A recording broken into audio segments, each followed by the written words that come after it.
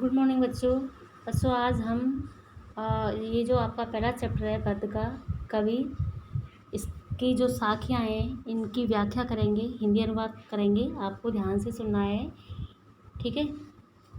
जैसे मान सरोवर सुभर जल हंसा केल कराएं, मुक्ता फल मुक्ता चुगै अब उड़ अनत न जाए।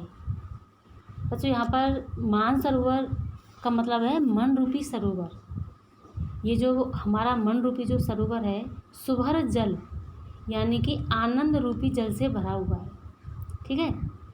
हंसा केल कराएं, जिसमें जो ज्ञान जो जीवात्मा रूपी हंस है, केली का मतलब होता है क्रीड़ा करना, खेलना।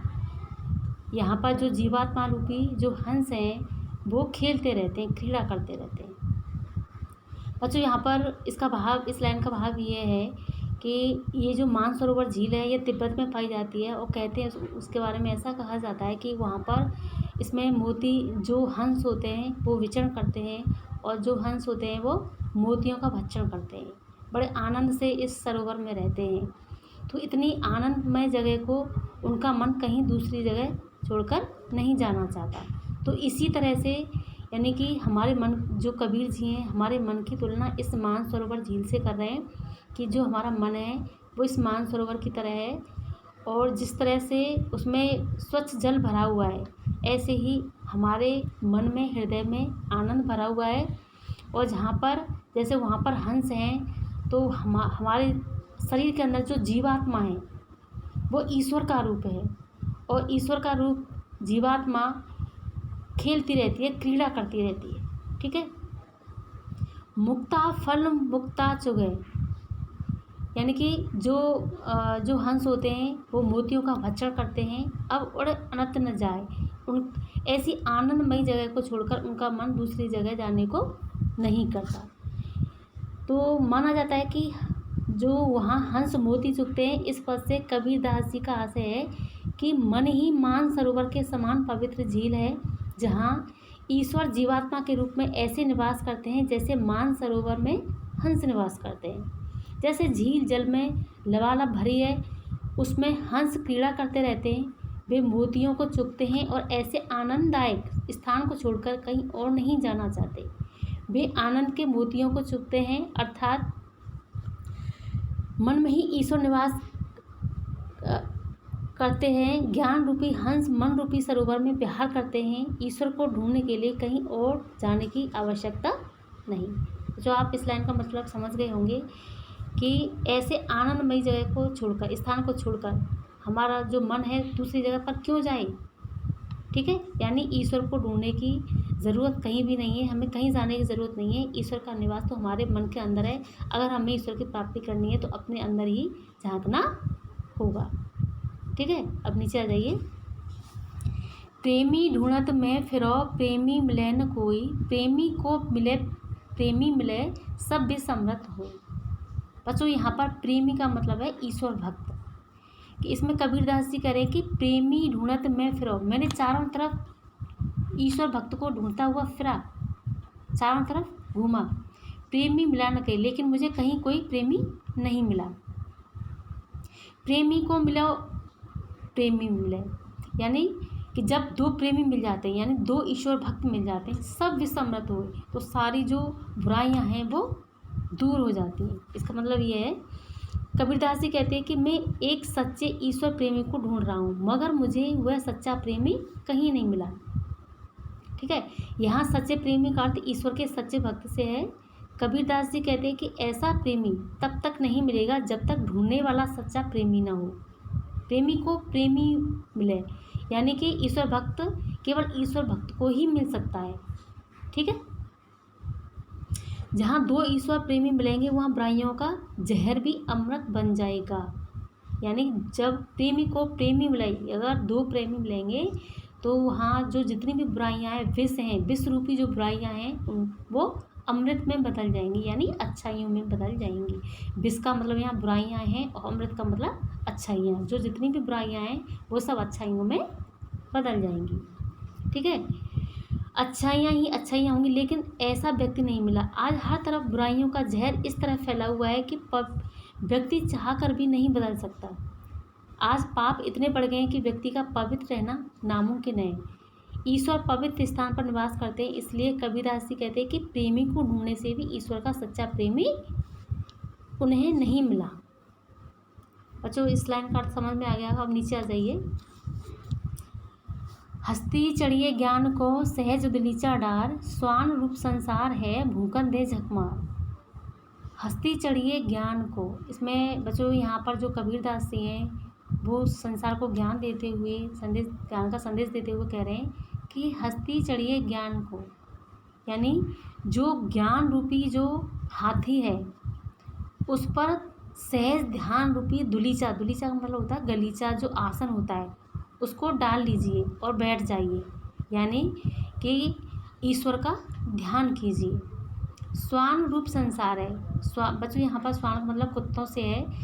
कबीरदास जी कहते हैं कि ये जो संसार है वो उनकी तुलना, संसार की तुलना किससे की है? कुत्तों से। भूकन दे झकमार, भूकन का मतलब होता है घूंसना, जैसे भौंकना, जैसे कुत्ते भौंकते हैं ना। झक मारने का मतलब होता है बच्चों यहाँ पर समय बर्बाद करना। झक मारने का मतलब होता है समय बर्बाद करना।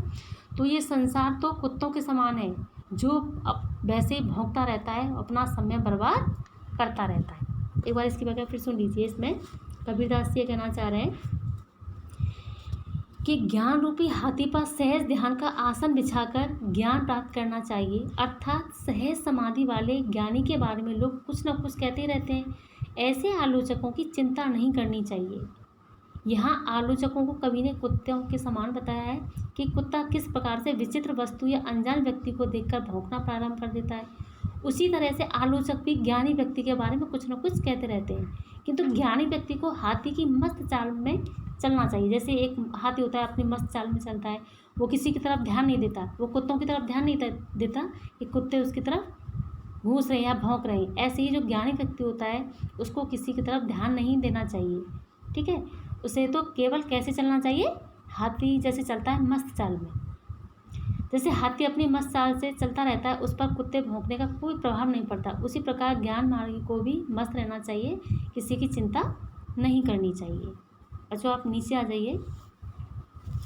पखा पखी के कारण सब जग रहा भुलान, निरपक हुए के हर वजह सुई संत सुजान। पखा पखी के कारण, अच्छा यहाँ पर पखा पखी का मतलब होता है पक्ष विपक्ष। जैसे कबीरदास जी कहते हैं कि संसार में अनेक धर्म हैं, संप्रदाय हैं, जातियाँ हैं, तो इनके कारण ये जो मनुष्य है वो उसने सब कुछ भुला दिया है, यानी ईश्वर को भुला दिया है। निरपक हुए के हरे भजे, अगर मनुष्य निरपक्ष होकर, यानी निरपक्ष का मतलब यहाँ पर निष्पक्ष से है, जिसमें जो निष्पक्ष रूप से ईश्वर का भजन करता है, सोई संत सुजान, वही मनुष्य साधु है या अच्छा इंसान है। ठीक है, जो इस संसार के भेदभाव, जातिगत, इन सब चीज़ों से दूर हो जाएगा, वही एक अच्छा इंसान है। कहने का मतलब ये है, कबीरदास जी कहते हैं कि भारतीय समाज में अनेक दूसरे संप्रदाय हैं। आमजन एक संप्रदाय का पक्ष लेकर उसका समर्थन करते हैं कि विपक्ष में उसका विरोध एक संप्रदाय जो मान्यता है वही दूसरे की नहीं। यानी कि बहुत से रीति रिवाज ऐसे होते हैं जो एक पक्ष मानता है और दूसरा उसका तिरस्कार करता है। ठीक है, इस पक्ष और विपक्ष को कबीरदास जी ने पखापखी शब्द कहा है ना। इसी समर्थन और विरोध में वे अपने आप वास्तविक उद्देश्य से भटक जाते हैं। वे भूल जाते हैं कि सभी संप्रदाय ईश्वर को पाने का मार्ग है और इन्हीं मार्गों पर चलकर रास्ता भटक जाते हैं और मंजिल ढूंढते रहते हैं। कबीरदास जी कहते हैं कि जो संप्रदाय और जाति भेद में नहीं भटकता और निष्पक्ष होकर केवल ईश्वर की भक्ति करता है, वही संत सुजान है। ठीक है, क्योंकि जो संप्रदाय होते हैं वो ईश्वर को पाने की राह है। इसमें अच्छाइयाँ बुराइयाँ भी हो सकती हैं, परंतु ईश्वर इन सबसे परे है। कहने का मतलब यह है, कबीरदास जी ये कहते हैं कि निष्पक्ष होकर ईश्वर भक्ति करो। ईश्वर को पाने के लिए अपनी राह से मत भटको, तटस्थ होकर सिर्फ अपनी राह पर चलो। ठीक है, राहों में रुकावटें बहुत हैं, धीरे धीरे इन्हें पार कर अपनी मंजिल तक पहुंच जाओगे, मतलब ईश्वर को प्राप्त कर लोगे। अब नीचे आ जाइए। हिंदू मुआ राम कहे, मुसलमान खुदाई, कहे कभी सो जीवता, जो दूहों के निकट न जाई।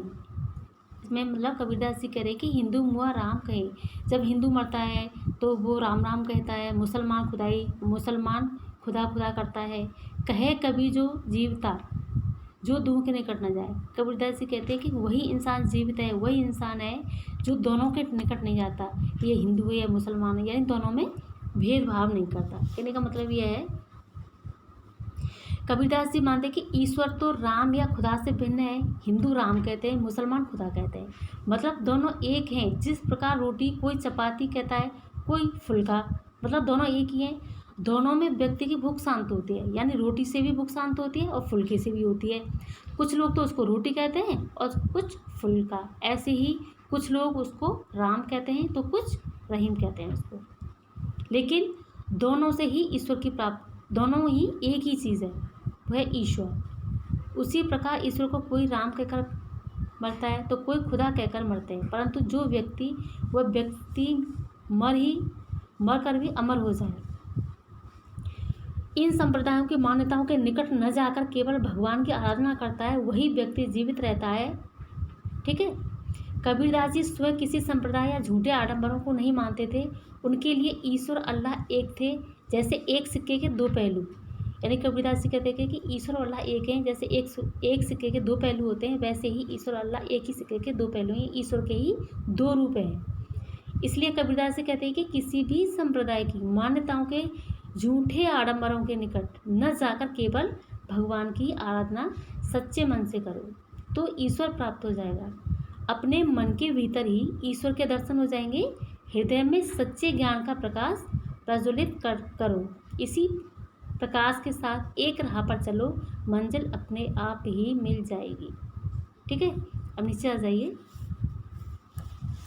काबा फिर काशी भया, रामय भया रहीम, मोट चून मैदा भया, बैठ कबीरा जी। ठीक है। बस यहाँ पर ये जो काबा है, ये जो मुसलमान लोग हैं इनका तीर्थ स्थान है, और काशी हिंदुओं का है। कि काबा फिर काशी भया, रामय भया रहीम। इसमें ये जो कबीरदास जी हैं वो कह रहे हैं कि हिंदू मुसलमान की एकता पर यहाँ पर उन्होंने बल दिया है। उनका कहना है कि चाहे काबा जाओ या काशी जाओ, दोनों एक ही है। उसी राम में ही रहीम है और रहीम में ही राम। दोनों में भेदभाव नहीं करना चाहिए। काबा, काशी, राम और रहीम में भेद करना मानो मोटा आटा है। यानी जो काबा में और काशी में फ़र्क करते हैं, या हिंदू मुसलमान जो होते हैं फ़र्क करते हैं, तो एक मोटे चून की तरह होते हैं। चून का मतलब आटा। ठीक है। मोटा चून मैदा भया, बैठ कबीरा जीव। जब हम दोनों में समानता देखते हैं तो मोटे आटे समझते हैं। हमें हमारा दृष्टिकोण ही तृप्त करता है कि राम, रहीम, काबा, काशी एक ही है। उसी प्रकार हिंदू मुसलमान भी एक हैं। कबीरदास जी कहते हैं कि मैं भोजन तभी कर सकता हूँ जब मोटा आटा मैदा बन जाएगा, अर्थात सभी धर्मों में एकता का दृष्टिकोण आ जाएगा। ठीक है। अच्छा, अब नीचे आ जाइए। ऊंचे कुल का जन्मिया, जे करनी ऊंच न हुए, सुवर्ण कलश सुरा भरा, साधु निंदा सोए। अच्छा, इसमें कबीरदास जी जो है कह रहे हैं कि ऊंचे कुल का जन्मिया, अगर कोई इंसान ऊंचे कुल में जन्म ले देता है, जे करनी ऊंच न होए, अगर उसने ऊंचे कुल में जन्म ले लिया है लेकिन उस जिसके कर्म नीचे हों, यानी कर्म ऊंचे नहीं हों, तो ऐसा इंसान ऊंचा नहीं कहला सकता। क्योंकि ऊंचे कुल में जन्म लेने से इंसान ऊंचा नहीं बनता, बड़ा नहीं होता, क्योंकि जब तक उसके कर्म अच्छे नहीं होंगे। सुवर्ण कलश सुरा भरा, साधु निंदा सोई। जैसे एक सोने का कलश होता है, अगर उसमें मदरा भर दी जाए, उसमें दारू भर दी जाए, तो सभी लोग उसकी निंदा करेंगे, कोई उसकी बड़ाई नहीं करेगा। क्योंकि देखने में भले ही वो सोने का है, लेकिन उसके अंदर जो चीज़ भरी हुई है वो खराब है। ऐसे ही ऊंचे कुल में जन्म लेने वाला व्यक्ति भी होता है कि देखने में तो उसका जो कुल है वो ऊंचा है, लेकिन उसके जो कर्म है वो खराब है, तो कोई भी उसकी बड़ाई नहीं कर सकता, हमेशा संसार में वो निंदा ही पाएगा। इस तरह से कबीरदास जी कहते हैं इसकी व्याख्या करते हुए कि ऊंचे कुल में जन्म लेने से व्यक्ति ऊंचा नहीं होता, व्यक्ति के कर्म उसे ऊंचा बनाते हैं। ठीक है। इसलिए व्यक्ति के कुल की अपेक्षा कर्म महत्वपूर्ण होते हैं। अगर किसी व्यक्ति ने ऊंचे कुल को में जन्म लिया है और अच्छे कर्म नहीं किए तो वह निंदनीय होता है। इसलिए ऊंचे कुल में जन्म लेना, पाप कर्म करना ऐसा ही है जैसे सोने के कलश में शराब रखी हो। परंतु व्यक्ति अगर नीचे कुल में जन्म लेता है और कर्म अच्छे करता है तो उसका नाम होता है, यानी उसकी बड़ाई होती है, सब लोग उसकी बड़ाई करेंगे। व्यक्ति के कर्मों में उसकी प्रशंसा निंदा होती है। जिस प्रकार सोने के कलश में शराब होने से साधु उसकी निंदा करते हैं, इसलिए कबीरदास जी कहते हैं कि अपनी करनी यानी कर्म को ऊंचा रखो, कुल अपने आप ऊंचा हो जाएगा। बच्चों, आपका ये जो व्याख्या है हिंदी अनुवाद का पूरा हुआ, ठीक है, और ध्यान से आपको इसको देख लेना। कल मैं इसकी साखियाँ हैं उनको पढ़ाऊँगी। आज इतना ही।